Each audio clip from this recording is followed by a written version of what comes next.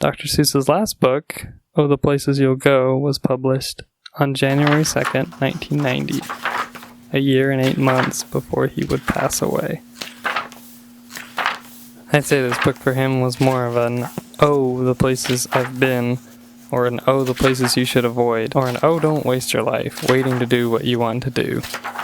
Up until this point, he had written and published over 45 children's books. Interesting to note that he never had any children. His late wife, Audrey Geisel, said that he lived his whole life without children, and he was very happy without children. He lived through the 80s, the Vietnam War, space exploration, World War II. These experiences influenced his work. His books are timeless, especially in their visuals. The characters never age, the worlds never decay.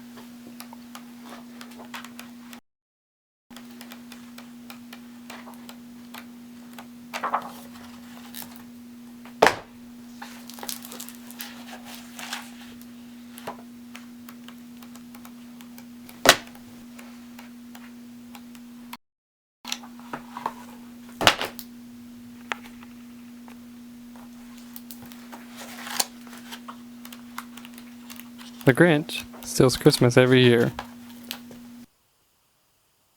Horton still has Hoonitis, a condition of hearing a consistent who in one's ear.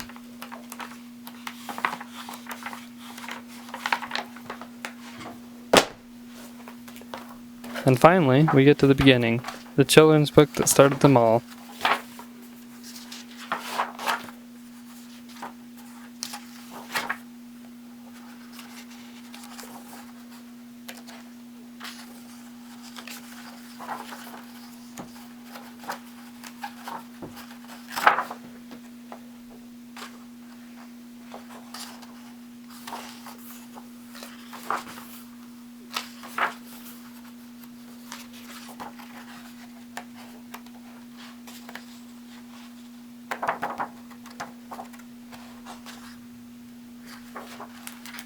A book that works in a round.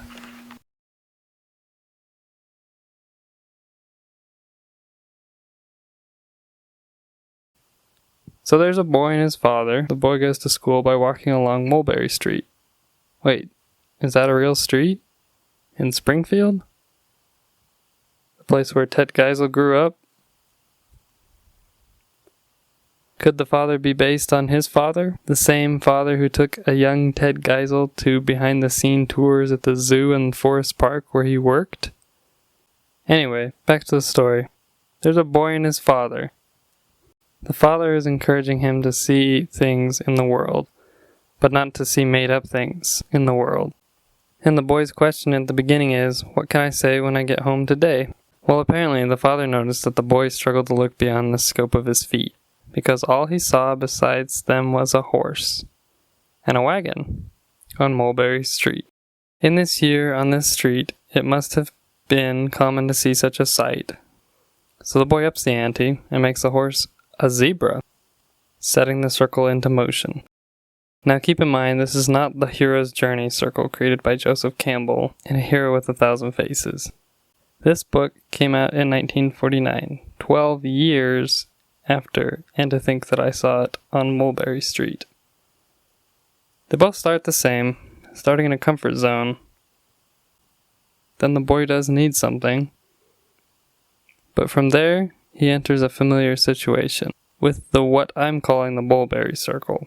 The inventiveness of what was seen on Mulberry Street grows until the boy returns home, completing his circle to tell his dad the very first step of the circle, a very plain horse and cart. So then, the very next day, when he leaves home to walk to school, his dad can continue to say to him, Marco, keep your eyelids up and see what you can see. Dr. Seuss may have been Marco in this story, and this may have all been based on true events in his life. A life before he went to Dartmouth College and was chief editor of its humor magazine, The Jack-O-Lantern. Before Ted Geisel died and his better-known Dr. Seuss pseudonym was born. A life before he was a Boy Scout selling war bonds in the Great War. A life full of streets, many good, many bad, 86 years, 207 days to be had.